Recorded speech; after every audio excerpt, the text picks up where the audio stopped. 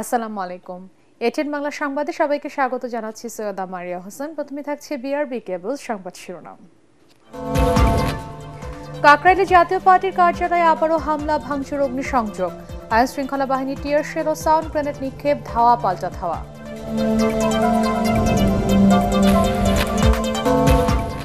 শাহবাগে গণ অধিকার পরিষদের সংহতি সমাবেশ, নূরের ওপর হামলাকারীদের বিচার না হলে আবারও রাজপথে নামার হুঁশিয়ারি ফ্যাসিবাদ বিরোধী সব দলের। এবং বাকেরকে সমর্থন দিয়ে ডাকসু নির্বাচন থেকে সরে দাঁড়ালেন মাহিন। রাজনৈতিক উদ্দেশ্যে প্রণোদিত বলছেন প্রতিদ্বন্দ্বীরা। অনলাইনে অপপ্রচারের অভিযোগ ছাত্র দলের। শুনছিলেন বিআরবি কেবল সংবাদ শিরোনাম, এবারে বিস্তারিত। রাজধানীর কাকরাইলে জাতীয় পার্টির কেন্দ্রীয় কার্যালয়ে আবারও ভাঙচুর, অগ্নিসংযোগ করা হয়েছে।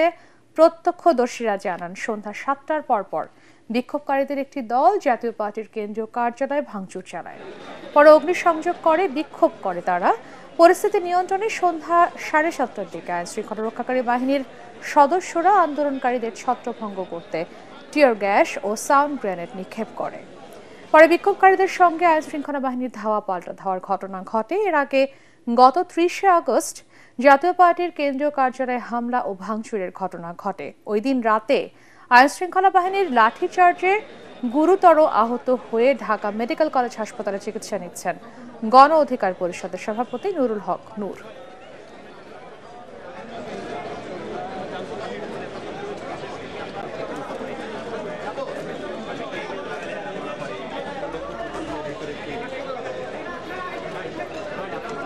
গণ অধিকার, এনসিবি, জামাত, আমরা যেটা মনে করছি তারা যেহেতু মিছিল দিচ্ছে, তারা আসছে এভাবেই।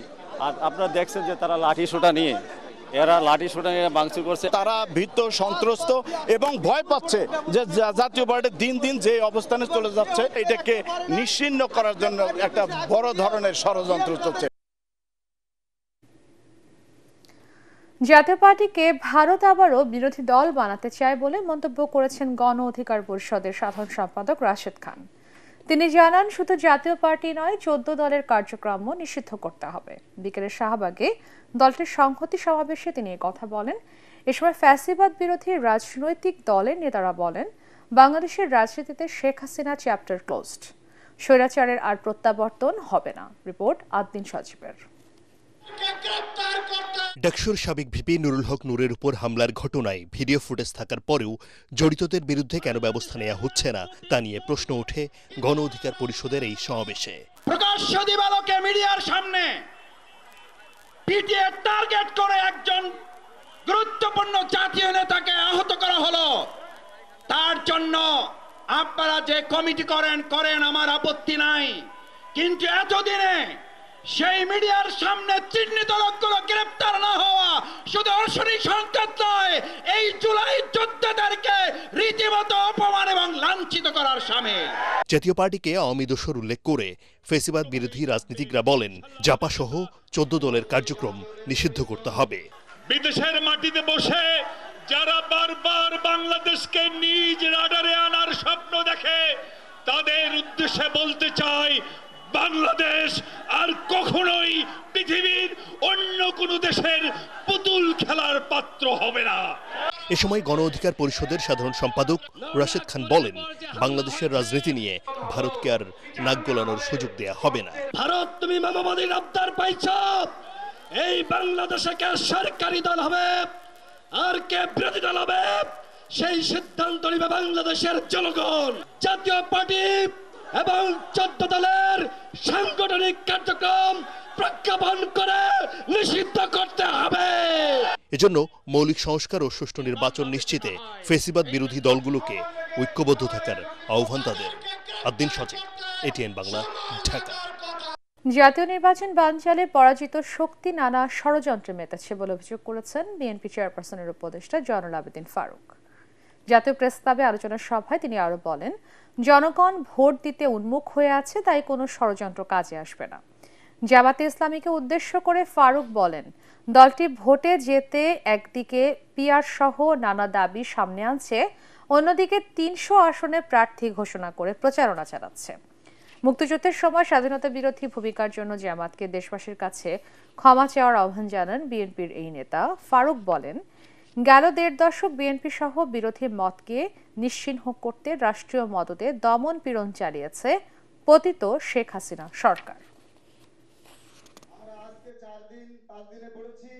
নানা পদ্ধতি, নানা কায়দা, নানা মায়ের, নানা মোব সৃষ্টি, নানা পিপিপিআর এইসব সৃষ্টি করে নির্বাচন বানচাল করার একটা প্রক্রিয়া শুরু করছে। একদিকে পিআর না হলে নির্বাচনে যাবো না, আর একদিকে গণভোট না হলে নির্বাচনে যাবো না। ৩০০ প্রার্থী কিন্তু ডিক্লেয়ার করে মসজিদে মসজিদে শুরু করে দিছে, ঘরে ঘরে শুরু করে দিছে। বেহেশতে নিয়ে যাব যদি দাঁড়িপাল্লারে ভোট দাও। দিল্লির প্ররোচনায় বাংলাদেশের কিছু লোক যদি আবার আওয়ামী লীগের সাথে আঘাত করে এই প্রফেসর ইউনূস সরকারের একটি নির্বাচনকে বানচাল করার চেষ্টা করেন, জনগণ প্রতিহত করবে। ভয় ও শঙ্কামুক্ত রাষ্ট্র গঠনে জনগণকে জামাতে ইসলামীর পাশে থাকার আহ্বান জানিয়েছেন দলটির আমির ডাক্তার শফিকুর রহমান। জামাত শুধুমাত্র দেশের মানুষের জন্য রাজনীতি করে দাবি করে তিনি বলেন, ক্ষমতায় গেলে বঞ্চিত মানুষের উন্নতিই হবে তাদের প্রধান লক্ষ্য। রাজধানীতে একটি ফ্রি মেডিকেল ক্যাম্পে অংশ নিয়ে আমিরে জামাত এসব কথা বলেন। খায়রুল ইসলামের রিপোর্ট। প্রথম প্রমাণ হচ্ছে জুলাই মাসে জামায়াতের সমাবেশে অসুস্থ হবার পর চিকিৎসা শেষে প্রায় ১.৫ মাস পর দলীয় কোনো কর্মসূচিতে অংশ নিলেন জামায়াতের আমির ডাক্তার শফিকুর রহমান। তার নির্বাচনী এলাকা মণিপুরি স্কুল অ্যান্ড কলেজে ফ্রি মেডিকেল ক্যাম্পের আয়োজন করে দলটির ঢাকা মহানগর উত্তরের কাফরুল দক্ষিণ শাখা। এ সময় চিকিৎসা নিতে আসেন এলাকার বিভিন্ন শ্রেণী পেশার মানুষ। ক্যাম্পে চিকিৎসা দেন রাজধানীর বিভিন্ন বেসরকারি হাসপাতালের চিকিৎসকরা। নাগরিক সমাজকে বাংলাদেশে ফেলে আল্লাহর কসম আমার পক্ষে বিদেশের মাটিতে চিকিৎসার জন্য যাওয়া সম্ভব না। এ সময় নিজের অপারেশন দেশে করানোর প্রসঙ্গ টেনে জামায়াত আমির বলেন, যারা হাঁচি কাশি দিলেই বিদেশে চিকিৎসা করাতে যান তাদের জন্য এটা ছিল একটা প্রতিবাদ। আপনি দেশ বদলাবেন, জাতিকে সোনালী স্বপ্ন দেখাবেন, আগামীর সোনার বাংলা গড়বেন, আর দেশ এবং দেশের চিকিৎসা আপনার পছন্দ হবে না। বন্ধু, আমি আপনাকে সমর্থন করি না। আপনি যেদিন এই দেশের চিকিৎসা নেবেন, জটিল এবং কঠিন রোগে আক্রান্ত হয়ে, সেদিন আপনি উপলব্ধি করবেন আমাদের চিকিৎসায় কোথায় কোথায় ফাঁক ফোকর এবং ঘাটতি রয়েছে। তখনই কেবল আপনার পক্ষে এই চিকিৎসা ব্যবস্থার প্যাটার্ন চেঞ্জ করা সম্ভব। ডাক্তার শফিকুর রহমান বলেন, মানবিক দুর্নীতিমুক্ত আধুনিক বাংলাদেশ গড়ার স্বপ্ন দেখে জামায়াত ইসলামী। বলেন, রাষ্ট্র ক্ষমতায় গেলে সবার আগে দেশের বঞ্চিত মানুষের উন্নতি করাই হবে জামায়াতের প্রধান লক্ষ্য। দেশবাসী যদি আল্লাহর মেহেরবানিতে তুলে দেন, আমরা খেটে খুঁটে চেষ্টা করব সমাজের এই ঘাটতিগুলো পূরণ করা। শিক্ষা, স্বাস্থ্য থেকে শুরু করে যতগুলো নাগরিক পরিষেবা, বঞ্চিতদের অধিকার তাদের হাতে তুলে না দেওয়া পর্যন্ত ওই সেবা আমরা গ্রহণ করব না।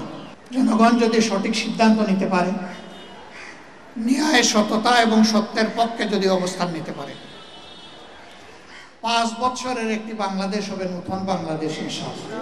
আগামী জাতীয় সংসদ নির্বাচনে জামায়াতের যারা এমপি নির্বাচিত হবেন তারা সরকারি প্লট ও বিনা ট্যাক্সের গাড়ির সুবিধা নেবেন না বলেও জানান জামায়াত আমির। খায়রুল ইসলাম, এটিএন বাংলা, ঢাকা। বৈষম্য বিরোধী শিক্ষার্থী সংসদের জিএস প্রার্থী আবু বাকের মজুমদারকে সমর্থন দিয়ে ডাকসু নির্বাচন থেকে সরে দাঁড়ালেন সমন্বিত শিক্ষার্থী সংসদের জিএস প্রার্থী মাহিন সরকার। সকালে ঢাকা বিশ্ববিদ্যালয়ের মধুর ক্যান্টিনের সংবাদ সম্মেলনে এই ঘোষণা দেন তিনি। এদিকে ডাকসু নির্বাচনের শেষ সময়ে ভোটারদের মন জয়ে প্রচারণার মাত্রা বাড়িয়েছেন প্রার্থীরা। জুমার নামাজ শেষে উৎসবের আমেজ বিরাজ করে গোটা ক্যাম্পাসে। বিভিন্ন হলের মসজিদে প্রচারণা চালায় তারা। শেষ মুহূর্তে এসেও থেমে নেই প্রার্থীদের পাল্টাপাল্টি অভিযোগ। আরও জানাচ্ছেন মুশফিকুর রহমান। ডাকসু নির্বাচনের আগে শেষ শুক্রবার, প্রচারণারও বাকি মাত্র 2 দিন।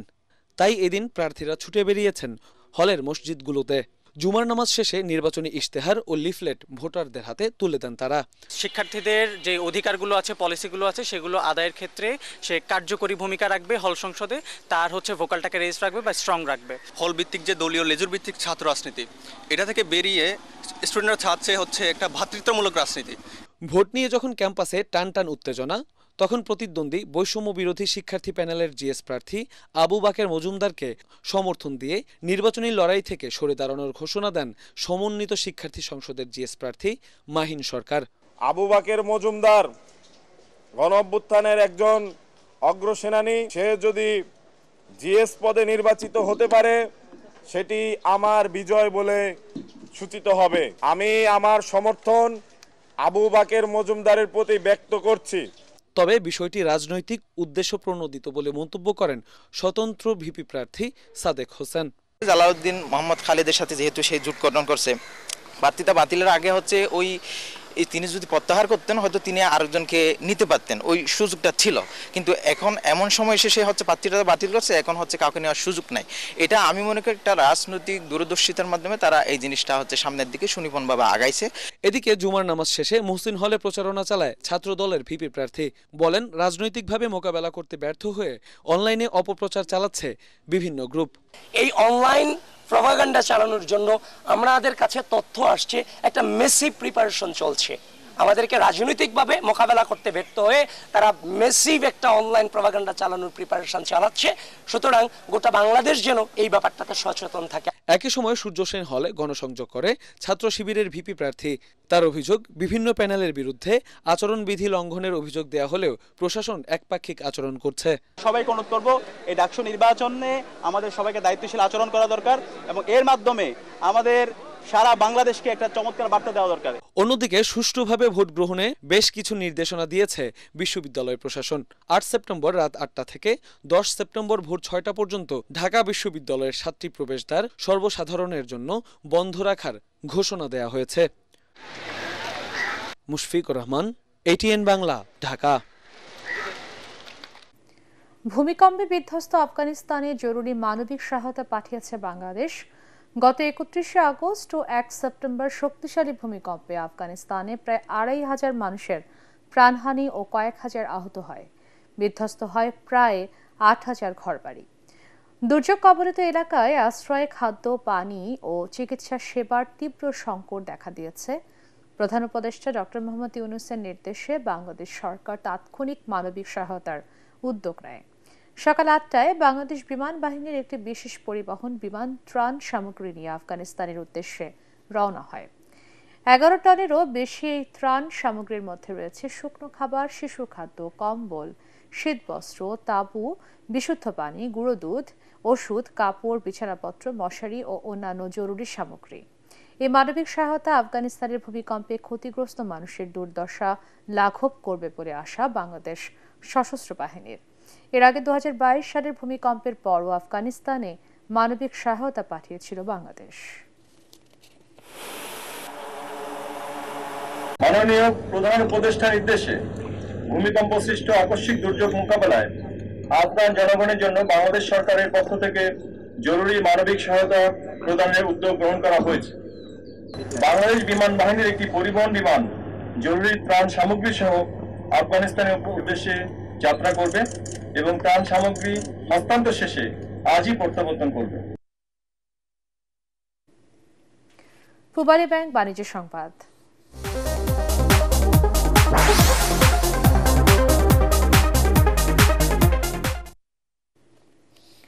রাজধানীর বাজারে প্রতিনিয়তই বাড়ছে নিত্যপণ্যের দাম। থরে থরে সাজানো সবজি, কিন্তু সবই ক্রেতা সাধারণের নাগালের বাইরে। 80 থেকে 100 টাকার নিচে মিলছে না কোনো সবজি। কাঁচামরিচ এখনও 200 টাকা কেজি। শাকসবজি থেকে শুরু করে মাছ, মাংস, মুরগি, ডিম, ডাল সবকিছুর দাম বাড়তি। ভরা মৌসুমেও 1 কেজি রূপালী ইলিশের দাম 2600 থেকে 3000 টাকা।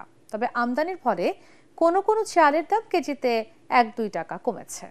রাজধানীর বাজার ঘুরে আরো জানাচ্ছেন হুমায়ুন চিস্তি। বাজারে হাত দেওয়া যাচ্ছে না, মাছ কেনার মতো সাধ্যসামর্থ্য নেই। আমাদের দেশে একসময় প্রচলিত প্রবাদ ছিল মাছে ভাতে বাঙালি। বাজারে নিত্য প্রয়োজনীয় জিনিসপত্রের যা দাম, তাতে মাছ তো দূরের কথা, ডাল ভাত জোটানোই কষ্টকর হয়ে উঠেছে।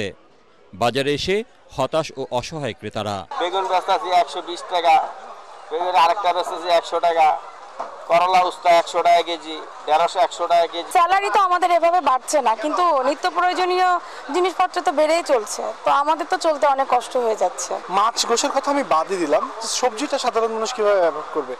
যে দিনে 500 টাকা ইনকাম করে, যদি 100 টাকা করে কেজি সবজি হয়, তাহলে সে কিভাবে শুধু সে কি সবজি কিনেই তো ভাত খেতে পারবে না। মোটা চাল এখনো 50 টাকার নিচে মিলছে না। ভালো মানের চাল কিনতে হলে গুনতে হবে কেজি প্রতি 80 থেকে 90 টাকা।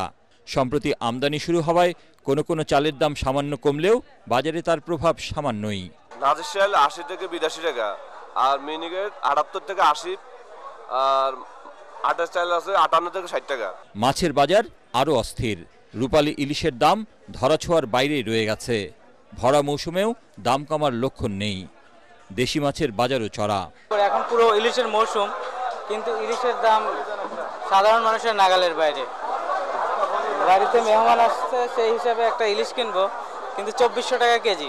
1.5 কেজি আলা 3000 টাকা, 1 কেজি 400 গ্রাম, আবার 1 কেজি 200 গ্রাম আছে, 100 গ্রাম আছে 2600 2700 টাকা কেজি। হঠাৎ করেই বেড়ে গেছে মসুর ডালের দাম। সয়াবিন তেলের দাম এখনো 195 টাকা লিটার। মসুর ডাল প্রতি কেজিতে আপনার 15 থেকে 20 টাকা বাড়ছে। স্বস্তি নেই মুরগির দামেও।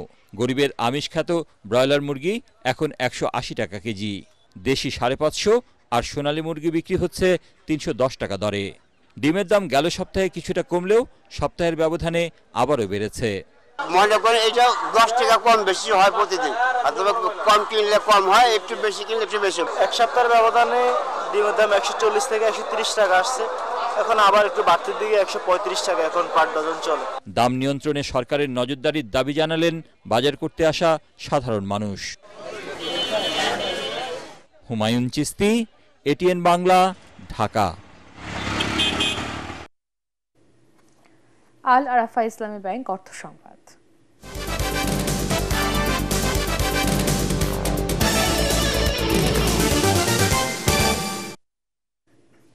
গ্রাহকের আমানত সুরক্ষা ও দ্রুত সেবাদারের অঙ্গীকারের মধ্যে ছিল নতুন অফিস উদ্বোধন করল আকিস Takaful life insurance PLC. Dilkusha সেন্টারে এই উপলক্ষে আয়োজিত অনুষ্ঠানের প্রধান অতিথি ছিলেন কোম্পানির চেয়ারম্যান শেখ শামীম উদ্দিন। এতে সভাপতিত্ব করেন উপব্যবস্থাপনা পরিচালক মোহাম্মদ আবু ইউসুফ। এ সময় পরিচালক মীর মাহফুজুর রহমান, মোহাম্মদ ফুয়াদ হোসেন, রেজাউল করিম, ভারপ্রাপ্ত মুখ্য নির্বাহী কর্মকর্তা সাজ্জাদুল করিম ও উপব্যবস্থাপনা পরিচালক মাসুদুজ্জামান খান উপস্থিত ছিলেন। এ সময় প্রধান অতিথি গ্রাহকের আস্থা অর্জনে শরিয়া সম্মত বিনিয়োগ ও সততার সাথে কাজ করার অঙ্গীকার পুনর্ব্যক্ত করেন।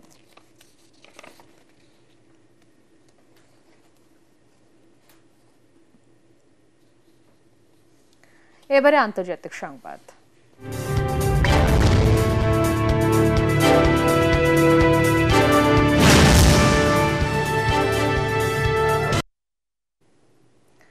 ইউক্রেনের পশ্চিমারা সেনা মোতায়েন করলে তাদের উপর হামলা চালানোর হুমকি দিয়েছেন রাশিয়ার প্রেসিডেন্ট ভ্লাদিমির পুতিন। তিনি বলেন, যদি এমনটা হয় তবে ন্যাটোর সেনারা হবে তাদের হামলার লক্ষ্য। এর আগে প্যারিসের প্রেসিডেন্সিয়াল প্যালেসে ফরাসি প্রেসিডেন্ট নিরাপত্তা বিষয়ক এক বৈঠকে বলেন, যুদ্ধবিরতি কার্যকরের পর কিয়েভের নিরাপত্তা নিশ্চিতে 26 দেশ সেনা পাঠাতে রাজি হয়েছে। তার দাবি, দীর্ঘমেয়াদে দেশটিতে শান্তি প্রতিরক্ষার লক্ষ্যে নেওয়া হবে এই পদক্ষেপ। এ কথার পর ক্ষুব্ধ পুতিন বলেন, ইউরোপীয় ইউনিয়নে যোগদানে ইউক্রেনকে বাধা দেবে না মস্কো, তবে জেলেনস্কির ন্যাটোতে যোগ দেওয়ার স্বপ্ন পূরণ হতে দেবেন না তিনি।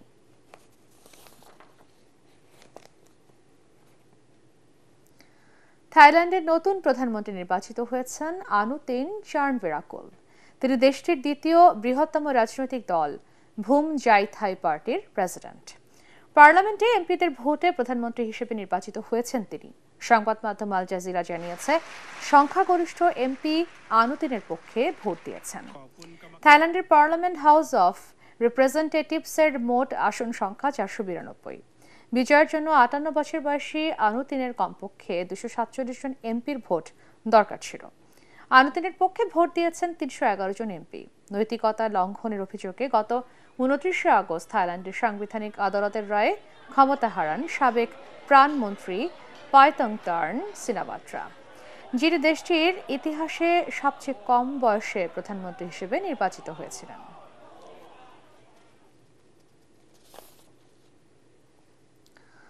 অপব্যবহার ঠেকাতে কর্তৃপক্ষের নিবন্ধনের সিদ্ধান্ত পূরণে ব্যর্থ হওয়ায় ফেসবুক, এক্স, হোয়াটসঅ্যাপ সহ বেশ কয়েকটি সামাজিক যোগাযোগ মাধ্যম বন্ধ করেছে নেপাল। দেশটির সরকারের দাবি, ভুয়া আইডির মাধ্যমে ব্যবহারকারীরা ঘৃণা ও গুজব ছড়িয়ে সাইবার অপরাধ ও সামাজিক সম্প্রীতি নষ্ট করেছে। এর প্রেক্ষিতে সামাজিক যোগাযোগ মাধ্যম কোম্পানিগুলোকে নেপালের তথ্য প্রযুক্তি মন্ত্রণালয় নিবন্ধন করতে বুধবার পর্যন্ত সময়সীমা বেঁধে দেয় নেপাল সরকার। এতে শর্ত হিসেবে নিবন্ধনের সময় স্থানীয় প্রতিনিধি, অভিযোগ নিষ্পত্তিকারী এবং কোম্পানির দায়িত্বপ্রাপ্ত ব্যক্তির নাম দেওয়ার কথা বলা হয়। এর মধ্যে টিকটক, ভাইবার, উইটক, নিমবাজ ও পপো লাইভ নিবন্ধন করলেও ফেসবুক সহ কিছু প্ল্যাটফর্ম নিবন্ধন করেনি। তবে এ নিয়ে মূল প্রতিষ্ঠান মেটা কোনো মন্তব্য করেনি। এবারে খেলার খবর।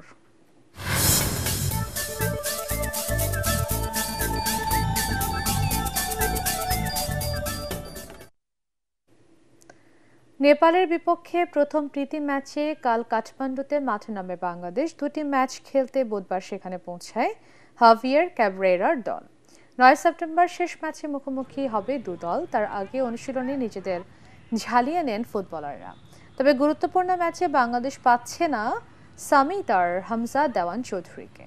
তবে বাংলাদেশের কোচ বলেন, এই দুজন না থাকে তাদের জায়গায় যারা সুযোগ পাবেন তারা বেশি সময় খেলার সুযোগ পাবেন। নিজেদের প্রমাণের সুযোগ বাকিদের জন্য। নেপালের বিপক্ষে বাংলাদেশের জয় নেই বছর 3-এর বেশি সময়। এবার সেই বাধা পার হতে চায় লাল সবুজ দলের প্রতিনিধিরা। একটি ঘোষণা। এটিএন বাংলার নাম ব্যবহার করে সাংবাদিক পরিচয় কতিপয় ব্যক্তির বিরুদ্ধে সংবাদ সংগ্রহের নামে দেশের বিভিন্ন স্থানে চাঁদাবাজির অভিযোগ পাওয়া যাচ্ছে। এ ধরনের চাঁদাবাজ ও ভুয়া নাম ব্যবহারকারীদের নিকটস্থ থানায় সোপর্দ করার জন্য অনুরোধ জানাচ্ছি এটিএন বাংলা কর্তৃপক্ষ। এছাড়াও প্রতিষ্ঠানটিতে সাংবাদিক ও জনবল নিয়োগের ভুয়া বিজ্ঞাপন দিয়ে একটি চক্র প্রতারণা করছে। বর্তমানে এটিএন বাংলায় কোনো ধরনের নিয়োগ প্রক্রিয়া চলছে না। নিয়োগ নিয়ে কারোর সাথে আর্থিক লেনদেন না করার অনুরোধ জানাচ্ছে এটিএন বাংলা কর্তৃপক্ষ। শেষ করার আগে বিআরবি কেবল সংবাদ শিরোনাম আরও একবার। কাকরাইলের জাতীয় পার্টির কার্যালয়ে আবারও হামলা, ভাঙচুর, অগ্নিসংযোগ, আইন শৃঙ্খলা বাহিনীর টিয়ার শেল ও সাউন্ড গ্রেনেড নিক্ষেপ, ধাওয়া পাল্টা ধাওয়া।